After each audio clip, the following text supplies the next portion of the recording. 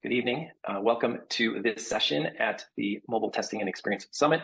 My name is Matt Clausen. I'm one of the leaders at Kobiton, and I'm really passionate about helping customers deliver better apps, and specifically mobile apps, and to do that rapidly.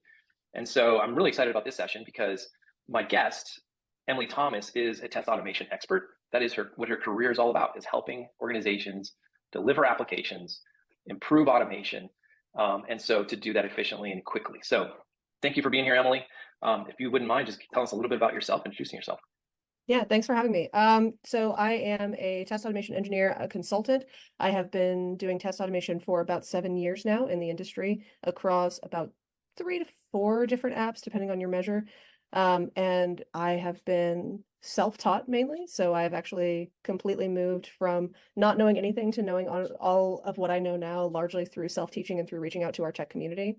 And I am currently working on a point of sale app for a well-known national food brand. And I have worked on some billing apps in the past, so I love working on new things, working on really complex things and breaking them down to their component pieces. Yeah, that's awesome. Yeah, we'll dig in a little bit more, maybe into some of the details or lessons learned from your current project. But I think it'd be really useful as we were prepping for this. I found that your overall approach, I think would be extremely valuable for people to understand. So based upon the fact that you've worked on numerous projects with the goal of moving from little or no automation to significant automation quickly. So maybe share a little bit about your approach, how you, as you move into a new project, what does that kind of, what do those steps look like? Yeah, 100%. So a lot of my history is with brand new apps that have zero automation in place and zero testing already in place. So a lot of what you start with is talking to people. I know we as engineers aren't always keen on having long, in-depth conversations, but that's a huge part of doing quality and a huge part of doing testing is having these conversations and researching whether there's existing documentation, whether we have existing test suites, whether we have existing previous apps we can build on. Both of the apps that I've worked on most recently have been replacement apps for older legacy apps that needed an overhaul, and updating them was more onerous than just building from scratch. So working from that previous knowledge and saying like, okay, here's how it's worked for users in the past. Here's how it's worked for developers in the past. How do we bring that understanding and that awareness into this new application? And those conversations where you start with your initial research, you check in with your developers, your project manager, your product owner, and you do that iterative cycle of building that knowledge before you can actually build your test suite and importantly, build your automation off that test suite, I think is one of your most crucial initial steps in getting started on a project. Yeah. So I'm really interested because I have a little bit of background in QA from the past, but what is the difference as you approach, again, from project to project? What would be the difference from that approach for either building a manual suite of tests or automated suite of tests? Like where do those diverge from an automation perspective? There's always going to be some level when you're thinking about it holistically that some things simply can't be automated. I think you can always build an automated test off of a manual suite. You can't always build a holistic manual suite off of an automated suite because automated suites are limited by the hardware more often than not, or limited by what race conditions you may have going on a technical level. So I think it's probably the biggest difference is the approach and mindset of evaluating the practical return on investment of a specific test case or a specific test function. Yep. Okay. And I think, and I will touch on some of the metrics and so forth later. So I guess as you think about this overall process, a couple other things as we were preparing that caught my ear, if you will. One of them was how I think you talked about one of the things was important was a common repository. Can you talk a little bit about that? Like how does that work and why is that important? Yeah, so using GitHub or Maven as a common repository, especially when you're building an automation suite or even just your test plan, is a good way to make sure that the whole team has access to it. So if you have questions, you can link and you can say, hey, I'm looking at this test case. I'm running into these questions. Do we think these are valid questions? But especially when you are sharing that space with manual testers and with other quality engineers who are making automation, having the ability to build off each other's knowledge and to build together is crucial to developing any project successfully. I know that my current project, we have a shared repository that has our framework in it that we've built. And in that framework, we have the ability to add new test cases and we have the documentation, which is incredibly important that we've worked on, that tells us how we can add new test cases, that tells us how we can use these test cases to our greatest advantage. And that enables us as a team to move forward together. Yep.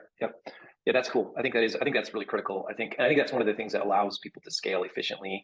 There's a Mhm. value to, I think, to maintaining your test cases and suite as well. And then the one thing I always find interesting is developers typically aren't really big on requirements. But you know, what you said is it's pretty much impossible or very difficult, more difficult, let's say, to actually build you know, verification validation, if you will, of an application if you're not sure what it's required to do. So having a common understanding of requirements does become extremely important from a testing perspective, and probably even important in that repository as well in some way, shape, or form, linking back to those, I'm guessing. Yeah, and I think a lot of, excuse me, real quick. I think a lot of developers, it's not that they're not big on requirements. I think they don't want to write down requirements because I think that in my personal experience, a lot of developers, I think they feel beholden to requirements as soon as they're written down. But whether you write down the requirements or not, there's always going to be requirements. They're just going to be implicit requirements or explicit requirements. Making those requirements explicit gives you a metric that you can hold your standard to. If they're implicit, that goalpost can move constantly and you can have, you know, things fail that were working before with nothing changing. So I think it's very important to document those requirements specifically so that you can have that measurable success rate as a team. Yep, yep, yep. So let's go back to that kind of that overview we're giving. I'm just curious, as you go through this process, and you've done this now several times over the years, what are some of the biggest challenges that you typically face? The things that can chew up a lot of time or that make this a difficult journey. Probably one of the biggest ones is just finding the correct stakeholders and finding the correct answers.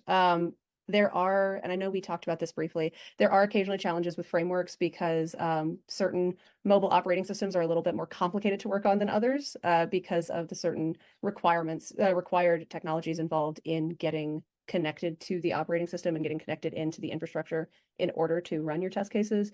But I find that probably the biggest challenge most days is knowing who to talk to and knowing the right people to talk to get the right answers. That's why that iterative communication process is so important to the testing cycle.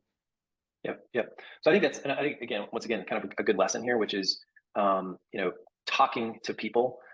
We think in this world, this digital world we live in, we tend to think, oh, we can work remote, we can, you know, do all these things very efficiently without actually interacting with people. But you know, especially when we know not all requirements are going to be explicit and written down, and there's going to be implicit ones that we need to you know, dig into, right? Having those conversations becomes, you know, collaborating is extremely important. So that's a great tip. So even people, you know, might be surprised we're talking about this as much as we are when they're coming to an automation session, but it's really important. Yeah. So let's dig in a little bit on something you mentioned. You alluded to mobile being more difficult than web. So let's talk a little bit about that. So why is mobile testing mobile apps more difficult? Is it the real devices? Is it something about the automation frameworks? Is it like, you know, where does that difficulty and challenge lie?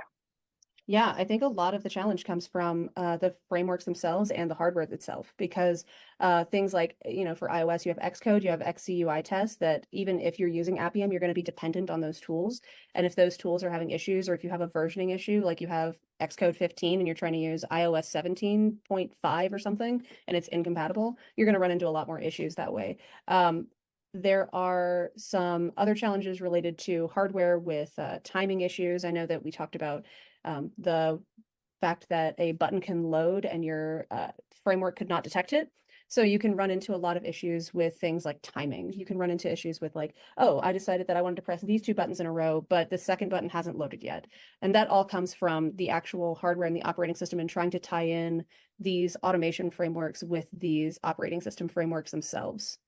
So some of the complexity that you just talked about kind of goes back to kind of layers of technologies and frameworks, and specifically, I think one of the things that a lot of organizations are struggling with is, you know, Appium, similar to Selenium, but it's similar to Selenium or built on Selenium. However, the purpose is also to allow organizations to create automation that theoretically, right, is Mhm. compatible or could run against the same app, whether it's on iOS or Android, or at least the framework is compatible. But I think that also adds a layer of complexity to some degree and also creates maybe other issues like performance issues and so forth. But maybe talk a little bit about maybe, you know, I think you said you are using Appium on your current project and specifically also Python as a language. So talk a little bit about maybe your choices there and how that's working. Yeah, so I've been using Python for as long as I've been automating. It's a language I'm very comfortable with. There's a lot of tooling that Python has, like pandas and PyTest, that you can really tie in automation very easily. So that is part of what led me to choosing Python and Appium. And I will say on my current project, I actually am supporting both the iOS and the Android versions of the point of sale app. The test suite is actually currently capable of running both of those versions, but you are right where it does add a layer of complexity, because when you are running Appium, the best practice right now is to use accessibility identifiers to find objects in the page. And as a result, you have to have the same accessibility identifiers in both the Android app and the iOS app in order to run it that way. One of the bigger hurdles there is that iOS and Android functionally are different. They do not have the same code bases. They do not have the same behaviors on certain things. And so there are going to be limitations on that point. Where that can be overcome, we're currently looking at adding in configuration files that allow us to feed in those configs separately so that we can just say like, hey, grab the accessibility identifier for this button on Android or iOS based on whichever config we need it to run. And that is one option for overcoming that complexity, is to have your separate configs that can support each app separately while still running the same series of buttons or sequence of buttons in your mobile app testing. And as for performance, the test suite itself doesn't necessarily run slower, but iOS and Android have different performance levels and can load things at different rates, and that can add to some level of complexity when starting to look at the metrics for, okay, it took, 0.35 of a second here versus 0.75 of a second here. Is this a failure of code, or is this a failure of structural timing? Yep. So on that, let's dig a little bit into also the using real devices versus virtual devices, and I think that also varies a little bit by OS, and because I think when you think about Android, from what I've heard anyway, that Android emulators are a little more advanced than iOS simulators, or at least the ones that are easily acquired or used or open source, et cetera, or available, let's say. And so, testing on real devices, at the end of the day, I think most organizations that are pretty serious about their apps at some point will do that. But maybe talk a little bit about that your approach on the current project, and where do virtual devices sort of begin and end, and you move into real devices. Yeah, so probably the biggest limitation of the virtual devices of both simulators and emulators is that there's simply certain things they can't do. The iOS simulators, for example, you can't actually use the camera in any way. So you can't even feed in a fake image to the simulators to get them to do certain behaviors. So there are tests that we have to rely on physical devices in order to get the best results. On top of that, there are actually certain things in iOS specifically where a UI frame will not load the same in the simulator versus a hardware device. I'm not 100% an iOS expert, so I don't know why that behaves that way, but I can say that from a testing perspective, especially if you're dependent on, if you're more dependent on expats, which is not best practice, but everyone has to do it at some point. If you're more dependent on expats, the differences between the UI interpretations on an emulator versus a hardware device are going to throw off your tests as well. And again, it is best practice to use accessibility identifiers or some other identifier rather than using expats, but everyone has to use expats for one test or another that doesn't have an identifier yet, especially when you are working on a brand new app that you are first starting to build the automation for. Yep. So that is, I think that's a great explanation. And I think I love the fact that I was going to ask you to kind of explain identifiers a little bit, but I think you kind of covered that a little bit, but maybe we should go back and do kind of, for some people that maybe are newer to automation in the mobile world, talk a little bit about identifiers and from an automation perspective, why those are absolutely critical, and also how you use them will make or break, if you will, the maintainability and resilience of your scripts. Yeah. So best practice, obviously, like I mentioned, use identifiers. Now, the reason it's best practice is because when you are using things like XPaths, XPath has a very broad definition because you can actually use an XPath to find identifiers as well. But when you're using an XPath div, which is based on a div in a website, so again, it's going back to that Selenium framework, those locations on the page can change if you have any UI changes. And so using XPaths is generally accepted to be a more brittle testing practice. Using identifiers, especially if those identifiers are stable, even if the position of a button changes, even if the wording on a button changes, you should be able to use an identifier regardless to find something, because of the way that Appium searches for what are called elements in the page, which are the objects from an object-oriented programming perspective. when it's finding those elements by identifiers, it is actually just looking for, searching the page for an identifier that matches. So a name that equals something, an accessibility ID, which is the most accepted identifier that equals something. And it's finding that element. And then, if you're clicking it, if you're searching within it, if you are going to its parent object to find its, to click its parent, what have you. The accessibility identifiers are just more stable from a testing perspective, so you won't end up with so many false negatives in your test suite. Yep. Which brings me actually to another point, which is the best applications and the highest quality applications, I will say, begin with those developers who sort of begin with the end in mind, right? So actually know a little bit about QA, or where QA organization maybe is influencing how the applications are actually built. Because there is a difference, right? So how you actually build an application will influence how you can test it, and specifically how you can automate the testing of it, and either make it easier, better, more maintainable, more achievable, more efficient, or less. So, which in the end will, of course, impact quality. So, can you talk a little bit about, your passion, obviously, about automation? So, why should they pursue automation for apps in general, mobile apps, even though there's some difficulties along the way? What's the payback? What's the value? Like, why should an organization pay that cost? It's going to sound trite, but automation is the future. Automation enables companies to move faster. It enables testers to move faster. So, for example, we can depend on our automation to test some of our most basic P1 or priority 1 high priority regressions. And because we can depend on that, we can go into the more niche exploratory testing. For example, one of our more complex bugs that we ran into, we were doing a field test and the app kept crashing on a QR code scanner. So it was bringing up the camera, and every once in a while it would crash. Only happened 2 to 3 times in the field out of 5 hours of testing. So we were struggling to understand. Now, because we had that automation, I was able to play around with it and eventually figured out there was a thread that was getting hung on the camera, right? We wouldn't have had the time to do that if we were depending fully on manual testing as our only fallback for mobile testing. We simply wouldn't have had the freedom to do it. We wouldn't have had the time to do it. But because we were able to do that, we were able to fix this niche, barely ever occurring bug that was going to be impacting users of the app. And we were able to move forward past that. Yep. So I love that example. And I think it also is a perfect lead in to something else we talked about, which is what's the goal? What should the goal for automation be? Because I think, people are thinking, when they catch the automation bug, it's like 100%. We're gonna automate 100% of our test cases. But what should the metric be? I mean, what should the approach be there? Like, what does good look like?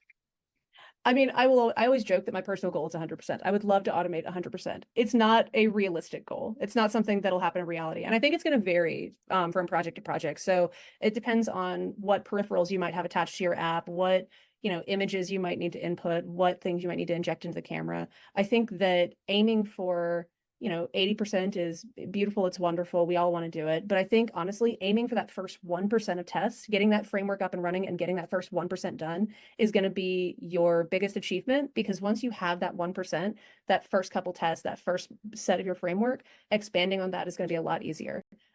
There's a saying that our team has said a lot, is that the first 10% of the work the first 80% of the work takes 10% of the time, and then or takes 20% of the time, and the next 20% of the work takes 80% of the time. So it's important that you just jump in, you start building stuff. I think once you're building, you'll be able to get a better idea of how much of your app you can automate. Yep, that's good. And I think you have some ideas about how do you pick which tests should be automated versus those that maybe aren't, and like what's that strategy like? So how do you know like where do you start? What's the 1% you should target first, and what's that approach? I think obviously your most critical regressions, right? If you've got something where this has to happen 100% of the time, automating that should be your highest priority. I think that return on investment is a big thing. If you've got something where there's an edge case where this one user in one instance of the app on one set of hardware is having this one issue that nobody else is having, there's not much value in automating that. But if you've got critical regressions, if you've got things that are going to be crass, that are going to be making your app money, those are the things that you probably should focus on first to get automated first. Yep. Good advice. Good advice. All right. So we're going to close out with two sort of questions. The first one is around AI, and then we'll kind of talk about takeaways from the session. But what as you think about AI, there's obviously a huge craze. I heard that at the recent Star East conference, which is a big QA conference, AI was in almost every title of the sessions. Yeah. And so I guess what is your take on AI in testing and test automation? Like what's going to be interesting? What's available today, or what would you like to be available? What is your view on that? I think AI is a really interesting tool. I think a lot of people really want to leverage AI. I think that for quality, most of our leveraging of AI will be more available in like 3 to 5 years once we have large language models, or once we have machine learning, or whatever we're calling it by then. Once we Yep. have an ability to take, let's say, input from a system like Bugsnag, or that can take in the breadcrumbs of what users are tapping, and you can feed it that information of how users are tapping across your app, and you can give that to a training model and tell it this is how users are using the app, and that AI can then leverage your framework to run tests for you. I don't think we are going to reach a point where native apps in particular are truly purely AI automatable for a good while yet. I think that we'll get there eventually, right? AI will Yep. eventually Yep. expand its capabilities, just like any tool in the past, just like the wheel, just like glasses. But I think that it's probably 3 to 5 years on the horizon. I think in the next 12 months, probably what we were talking about earlier, identifiers. I know that there are some tools out there like Kobiton that have a little bit of AI baked in to try and find similar identifiers. But I think more what I'd love to see is that ability to just feed in key presses that have happened in the field to an AI and say, hey, here's how users are using it. Can you try and tell me how they're going to use it in the future? Yeah. Yeah. No, that's good. That's good. And I think that is where we need to go. I think today, you mentioned Kobiton, but basically, I think others maybe there's similar capabilities out there. But I think one area where I find interesting is some of the people that are probably listening today maybe aren't automation experts, so they don't think in terms of code. And so what they can grasp is, hey, I know testing, I know how to create a set of test cases. I can do a manual test, execute that. And so, I think I know you guys are evaluating some of that capability in our tool suite as well, in terms of the ability to either go scriptless for some, or maybe generate Appium scripts from a manual test session. And I think that's interesting and unique. And I think we're working to make that obviously scale. I know we don't support Python right now, so I think that's one of the blockers for you. We would do Java and JavaScript well and .NET. But would that be an interim step that would be of value before we get to the full AI you were discussing? Which part would be the interim step? So either scriptless or the ability to generate Appium scripts. I think you mentioned it briefly, but it wouldn't for me, but I know some of our manual testers who have an interest in automation have actually been playing around with the framework and have been teaching themselves how to do automation in the framework. So I think it could be useful for manual testers who are trying to learn, kind of like having, for lack of a better word, kind of like having a Stack Overflow that can personalize its answers rather than going to just a generic question that's like, how do I get this? I don't know, how do I get this try except loop to work? yeah. I will say, while Kobiton may not support Python, I have not found any issues so far with running my Python scripts there related to Python. Yeah. And I'll clarify. We don't generate Appium scripts that are in Python language. So when we generate Appium scripts, it's Java or JavaScript or .NET. So, but we did announce an open source to that generation script generation capability. And so I think there are third parties actually working on Python and others. So, but I think what you said, although I'm going to come back to that, is really important. You said not for me, but maybe for others. And so this is the key. I think when we think about automation, most organizations don't have the luxury of having 10 Emilys on their team. And so, but yet they want to do things more efficiently, more quickly, and in a more automated fashion. And so I think that what that also means is it's not one size fits all, right? There's different approaches based upon skill sets, based upon the operating systems you're using, based upon the environment you have available. And so I think that's probably an important takeaway as well. So I think we've touched on that a lot, is that there's no, especially where quality is concerned, there's no one size fits all solution. There is going to be whatever works for you, and whatever helps your app to grow and succeed and to remain stable the best is going to be what is the best solution for you. What I'm doing at another company may not work for them. what I'm doing at our client does work for them. So it's, it's a balance. You have to find what works for you. And I think where that comes in, I'm a person who's not afraid to fail. I actually love failure because I learn from it. When I'm at anyone on my team can tell you this, when I experience a new error code, it's like, oh, sweet, new error code. That means that I've made progress. Yep. Well, hey, you're made for this, the world of test automation, breaking things, so and trying to solve problems. So it's awesome. So I guess to close today, what's the most important takeaway that you would want to leave our listeners with? I think probably just don't be afraid of the big bad Appium bear. Don't be afraid of the big bad automation bear with mobile. I think if you're afraid of, or if you're getting hesitant or tentative about getting into it, or you're thinking like, oh, this is going to be a ton of overhead, there's going to be a ton of work, the easiest thing you can do to break through that wall is to just get in there and start doing some of it. Once you are in there and you have that first little bit set up, it's going to be so much easier to do the rest. Yeah, it's great. It's great. So thank you so much for your time today. I really appreciate that. And I think everyone is going to find this session extremely useful and valuable. And so with that, thanks to everybody for listening today. And we will close out our session. Thank you.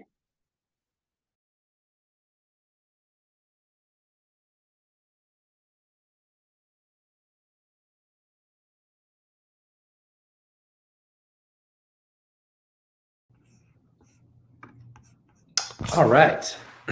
Thanks, Emily. That was a great interview. And as you can see, I'm wearing a different shirt, so that was pre-recorded. But we have live Q&A, and we have Emily here with us. Thanks for joining us, Emily. Yeah, thanks for having me. And like I said, you were a great interviewer. It's easy to bounce a conversation off you. Oh, thank you. Yeah, no, it was good. It was great. I think it flowed extremely well. So, and you had a ton of great information. So, a couple of questions that came in that I'm going to go through that aren't in the Q&A tab, but are in the session tab. So we'll kind of look at both. Sorry, in the chat. So one was, do you test on the production platform or use a test environment? I have always been lucky to have a test environment that I can test off of. I know that not every organization is so lucky, but I have always been lucky to have a test and a pre-production environment where I can run my automation that I don't have to run automation in prod. I have been involved in some smoke test automation in prod in the past, and it can have mixed results because if you have a smoke test that suddenly decides to go haywire and it messes up your production environment, then the return on investment suddenly crashes into the ground on it. Yep. No, that makes sense. That's good. So I think there's another question. I think it came in before we talked about AI, but I don't know that we answered this question anyway. So the question is from Terry, which says, have you utilized an AI-powered framework or tools to help you in your mobile automation, and how effective was that, or is that? Yeah, so we've been working on a proof of concept that leverages Kobiton, which does have some AI involved in keyword matching. As of yet, I don't believe our code has run into the keyword matching AI tool necessarily. We haven't had keywords that have changed and that have needed to be updated. But it hasn't negatively impacted our tests. I'll put it that way. So we have the capability in Kobiton. At this time, I don't think that our scripts have run into that issue in Kobiton. Yep. Okay, so I think that's fair. It's early days, so that would be what we call self-healing. A lot of times it'd be called self-healing. You execute a script, something has changed. Can the script deal with those changes in some graceful manner? And so, but I think it is, like you said, it's early days in that, so there is some of that capability available, but it's not 100% either. I mean, I don't think any tool is, but definitely can be helpful. Okay. And then another question is, how critical is it to test in different screen resolutions constantly? I think that's going to depend on your app. So the app that I'm currently working on, the client that I'm working with is controlling the hardware. And so it is going to be one standard set of resolutions.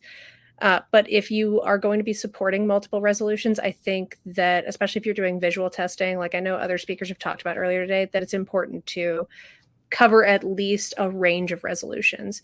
If you're going to be supporting a 16:9 and a 4:3, you're going to want to know that everything's in the right place. But if you're only supporting a 4:3 and you're only going to be supporting a 4.3, there's not really a necessity to testing multiple resolutions.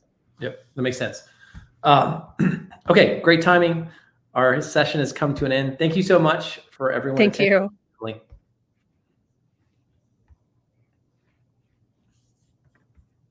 All right, we're backstage again.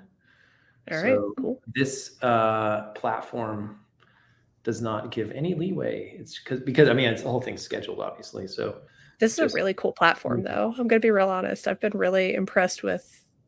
It is. I had not even heard about it until last year, and one of our Adam actually, who's kind of put this all together. He had attended an event like this, and was like, this is by far the best. And then we had a consultant I was working with that was like the CMO for a huge SaaS company, and she's like, we use Goldcast like a lot, and it is also she said that was the best. So that kind of secured. I'm like, okay, we should invest. So yeah, it's really good. And from an I don't know if you looked at it from an attendee perspective, but it actually takes people to booths and like to the next session and like. It did. I got to go to a few sessions today. I'll probably watch the rest of them later on when I have some more free time. Today's a busy day at work. yeah, fair enough. Okay. Well, hey, thank you again so much. I think there's going to be more opportunity if you're interested in collaborating more as we go. So we'll be reaching out, and I'm sure. I actually hope to get on site at Chick-fil-A as well with the team as we go. So maybe I'll meet you there as well someday. I know there's an upgrade coming up. Yes. Yeah. They rolled, there was a little miscommunication, I think, about the time frame, because we could have actually rolled out the product update to you earlier that contained the fix required for the 22-inch Android. But then because of the time frame, I guess there was a discussion like, well, you guys could move on without it immediately. And so then it went into a mainline release. And then there was some confusion about what that date was. So I think it got pushed a little bit, but yeah, they're coming back out to do that update and a few things. So yeah, cool. All right. Hey, thank you so much. Thank you for inviting me.